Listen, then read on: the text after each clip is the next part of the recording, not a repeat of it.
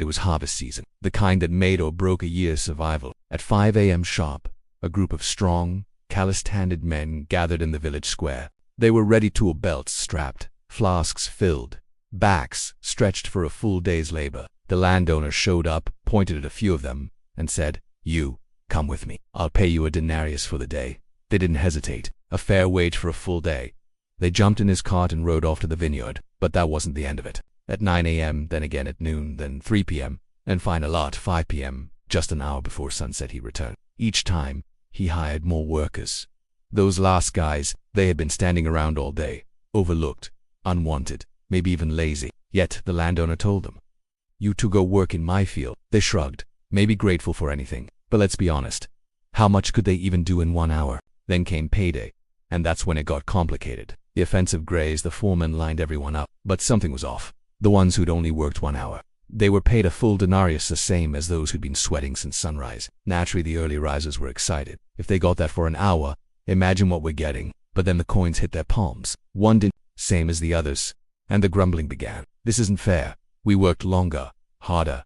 We deserve more." To which the landowner responded, "Friend, I'm not being unfair to you. Didn't you agree to work for a Are you envious because I am generous?" Mic drop. Fair isn't the same as just if Jesus told this parable today, he might set it in a warehouse, or a DoorDash schedule, or a healthcare system, or a prison ministry. Wherever we think merit earns reward and lateness should limit grace. But Jesus wasn't teaching economics. He was challenging entitlement. The real question: what do you think you're owed?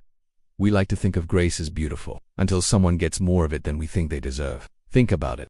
When someone turns their life around right before death, do we rejoice or feel robbed? When the addict in recovery gets more attention than the volunteer who's never missed a Sunday, do we celebrate or stew? When a criminal gets a second chance, do we think, wow, God is good, or where's the justice? The problem isn't grace, it's our belief that we've earned something God should owe us. But God doesn't run a reward system. He runs a rescue mission. A modern example: the former inmate and the Ivy League kid to men stood on a church stage, both recently baptized. One had grown up in a Christian home, graduated from Yale, and gone straight into nonprofit work. The other, he'd spent 18 years in prison, got out last year, was baptized the week before. Guess which story moved the room to tears? And the Yale kid, in a moment of humility later said, "I used to think my life was a testimony, but today, I realized, it's all grace." He understood the parable. When you work at 5 a.m., it's easy to get bitter if you've been doing the right thing your whole life. If you've been faithful, responsible, early to rise, Jesus isn't rebuking you. He's inviting you to rejoice, because one day,